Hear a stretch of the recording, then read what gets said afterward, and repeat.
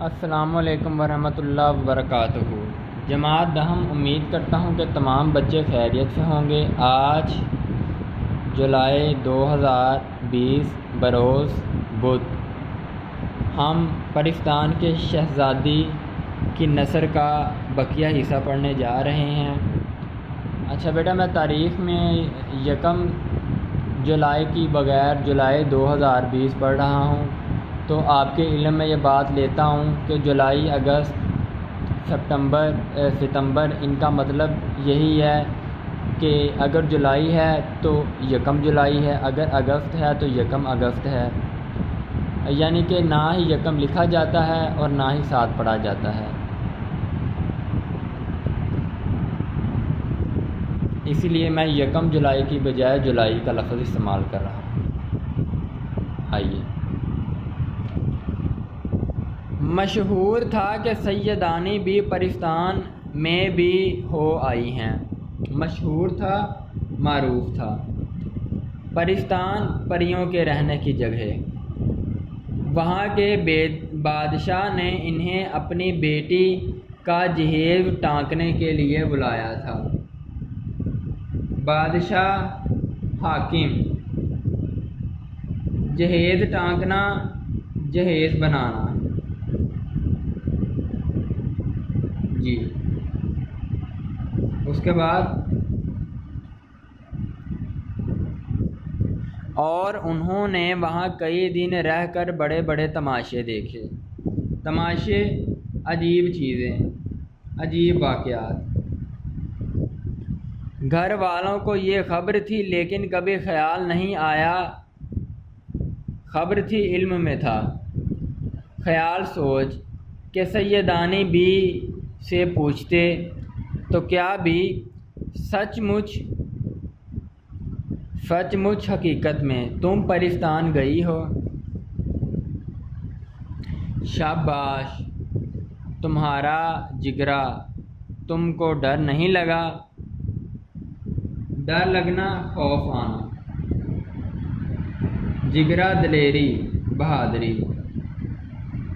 جی، آگے آئیے، جگرا کا حوصلہ بھی لکھ سکتے ہیں۔ ایک دن سردیوں کی رات تھی، دالانوں کے پردے پڑے ہوئے تھے۔ دالان صحن کو کہا جاتا ہے، بڑا کمرہ۔ چھوٹے بچے لحافوں میں دبکے گف جانا، چھپے ہونا، اور بڑے لڑکے لڑکیاں انگیٹھی کے چاروں طرف بیٹھے کہانی سن رہے تھے۔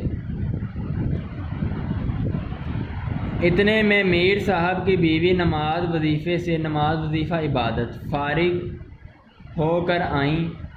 اتفاق سے کہانی بھی انڈا شہزادی کی تھی، شہزادی کا نام۔ جب یہ ذکر آیا کہ کانڑے دیو، ایک آنکھ والا جن، کہ جو شہزادی پر نظر پڑی تو سوتی کو پلنگ سمیت اڑا لے گیا اور کہنے لگی،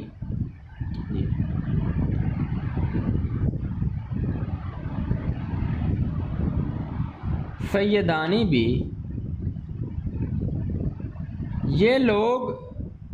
یہ جو لوگ کہتے ہیں کہ تمہیں بھی پرستان کے بادشاہ کا کوئی آدمی پرستان لے گیا تھا اور تم وہاں سے بڑا انعام و اکرام دولت، تحفہ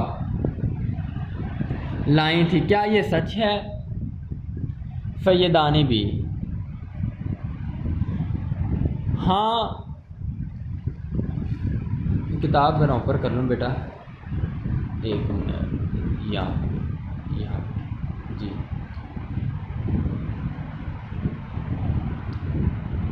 سیدانی بھی، ہاں بیوی، ہے تو سچ، بلکہ کئی دفعہ جنوں اور پریوں نے مجھے بلایا ہے۔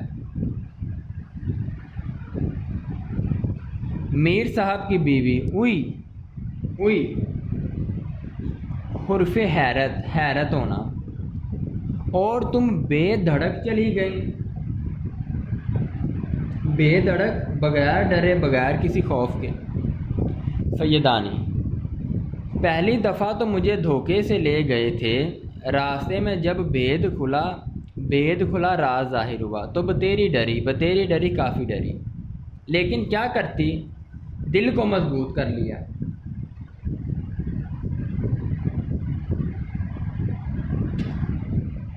اللہ کو یاد کرتی ہوئی چلی گئی، اللہ کو یاد کر کے، اللہ کا نام لے کر کہ اب سب اللہ کے سپرد ہے۔ نہ جاتی یا روتی پیٹتی تو جانے کیا آفت آتی، روتی پیٹتی مداخلت کرتی، آفت مصیبت۔ اس کے بعد جب گئی ہنسی خوشی گئی اور ہنسی خوشی آئی، دوبارہ جب بھی گئی اپنی خوشی سے گئی اور ہنسی خوشی آئی بغیر پریشانی کے۔ بیگم: صدقے اپنے، اب یہ سیدانی بھی کہہ رہی ہیں، بیگم صدقے اپنے رسول صلی اللہ علیہ وآلہ وسلم کے اس پر ایمان رکھنے والے کا کہیں بال بیکا نہیں ہوا، کوئی تکلیف نہیں آئی، کوئی پریشانی نہیں آئی۔ بال بیکا ہونا، نقصان پہنچنا، بال بیکا نہیں ہوا، کوئی نقصان نہیں ہوا۔ پرستان میں بھی میری وہ خاطریں ہوئیں، اب بی کا لفظ استعمال ہوا، یعنی کہ دنیا میں اس کی بہت خاطریں ہوئیں، دنیا کے بعد پرستان میں بھی، وہاں بھی اس کی اسی طرح خاطریں ہوئیں جس طرح دنیا میں ہوئی۔ کہ کیا کہوں، خاطریں خدمت۔ میر صاحب کی بیوی: کچھ بھی صحیح بوا تو ویسے پھوپھی کو کہتے ہیں، میرا تو پتا پھٹ جاتا، کلیجہ باہر آ جاتا، جگر پھٹ جاتا، خوف زیادہ ہو جاتی، صورت دیکھتے ہی جان نکل جاتی۔ سیدانی: نہیں بھی، یہ سب کہنے کی باتیں ہیں، ڈر کی باتوں سے ڈر لگا کرتا ہے، جہاں ڈر سامنے آیا پھر کچھ بھی نہیں، کہ صرف ڈر ہی لگتا ہے، یہ سب کہنے کی باتیں ہیں۔ دیکھو بیماری سے لوگ کتنا بھاگتے ہیں، اور جب بڑے سے بڑا دکھ بھی آ جاتا ہے تو سہنا پڑتا ہے، بیماری، مرض، تکلیف۔ میر صاحب کی بیوی: میں تو پھر کہوں گی کہ تم کو شاباش ہے، صد رحمت اس پر جس نے تمہیں دودھ پلایا، صد رحمت 100 دفعہ رحمت، دودھ پلایا پالا۔ اچھا ہمیں بھی آ گئی تو سناؤ کیا ہوا تھا، کیوں گئی تھیں، پرستان کیسا ملک ہے، وہاں کیا دیکھا؟ سیدانی: وہ قصہ یاد آتا ہے تو کلیجہ پر سانپ لوٹنے لگتا ہے، سانپ لوٹنا، رشک و حسد سے بے قرار ہو جانا۔ پرستان کی شہزادی جس کے جوڑے ٹانکنے گئی تھی بہت سر ہوئی، اسرار کرنا، پیچھے پڑ جانا۔ دوسری پریوں نے بھی منتیں کی کہ سیدانی اماں یہیں رہ جاؤ، منتیں کی، اپنی بات منوانے کے لیے التجا کی، فریاد کی، درخواست کی، گزارش کی۔ دنیا میں اب تمہارا کون ہے؟ مگر میں نے ایک نہ مانی، کہ پریاں اور شہزادی کہنے لگی کہ آپ یہاں ہی رہ جائیں، اب دنیا میں تمہارا کون ہے؟ لیکن سیدانی بھی کہتی میں نے ان کی ایک نہ مانی۔ مجھ بد نصیب کو تو اپنے جیسے انسانوں کی بے مروتیاں دیکھنی تھی۔ بے مروتیاں، اس کو آپ کہہ سکتے ہیں کہ محبت نہ رکھنا، طوطا چشمی نگاہ پھیر لینا۔ پرستان میں کیوں بستی؟ وہ تو یعنی کہ جب سیدانی بی کو لے کے جایا گیا تھا وہ بالکل ٹھیک تھیں، آنکھیں بھی صحیح نظر آتی تھیں اور جسم بھی تندرست تھا، بس ان کا کام بہت رواں دواں چلتا تھا۔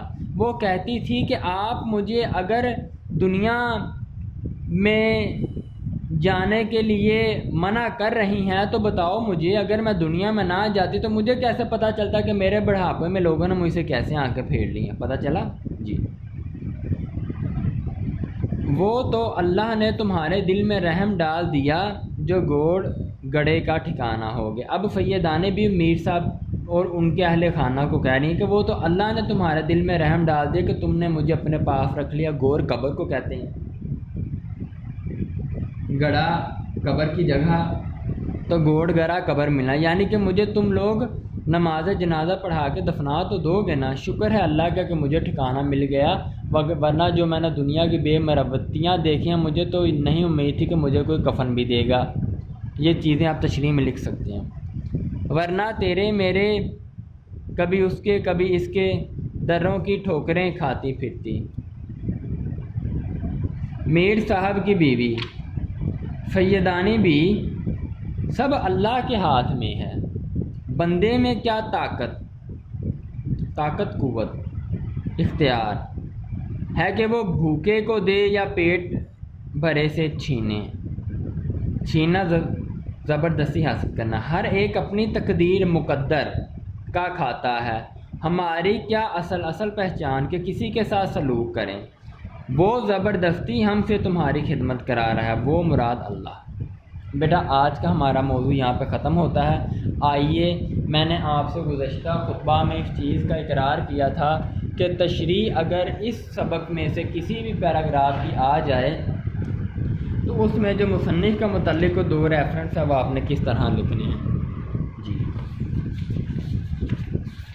اس چیز کو میں ہمیشہ کی طرح خوش خط کر کے لکھ چکا ہوں۔ آئیے بیٹا، آپ کو سوال 3 آئے گا، 2 پیراگراف ہوں گے، ان پیراگراف کی 3-4 لائنیں ہوں گی، ایک پیراگراف کی 3-4 اور دوسرے کی کوئی 3-4۔ الفاظ کو خط کشیدہ ظاہر کیا گیا ہوگا۔ آپ ہیڈنگ دیں گے سوال 3، حوالہ متن خط کشیدہ الفاظ کے معنی اور تشریح۔ 2 پیراگراف ہوں گے، آپ الف کریں گے، فرض کریں کہ وہ پیراگراف سیدانی بی یعنی پرستان کی شہزادی سے آیا ہے، اس پیراگراف کے 2-3 لفظ اپنا آغاز کے یعنی کہ پیرا کے آغاز کے چند الفاظ اور پیرا کے اختتام کے 2-3 اختتام کے اور سینٹر میں ڈاٹ، یعنی کہ اس ایک لائن میں آپ نے پورا پیراگراف لکھ دیا۔ پیراگراف کو پڑھ لیا، حوالہ متن، سبق کا عنوان اس پیراگراف کا پرستان کی شہزادی، مصنف کا نام لکھا کس نے، اشرف صبوحی، صنف کیا افسانہ اور ماخذ اردو نثر کے میلانات۔ ماخذ سے مراد کہ وہ کتاب جہاں سے یہ سبق لیا گیا ہے۔ تو آپ یہاں پر دیکھیں، میں معافی چاہتا ہوں، 1-2 لیکچر میں نے اور تیار کرنے تھے، ماخذ میں تھوڑی سی کوتاہی ہوئی ہے۔ ماخذ ہے آپ کا دہلی کی چند عجیب ہستیاں، تو اس ماخذ کی جگہ میں لکھ دیتا ہوں دہلی کی چند عجیب ہستیاں۔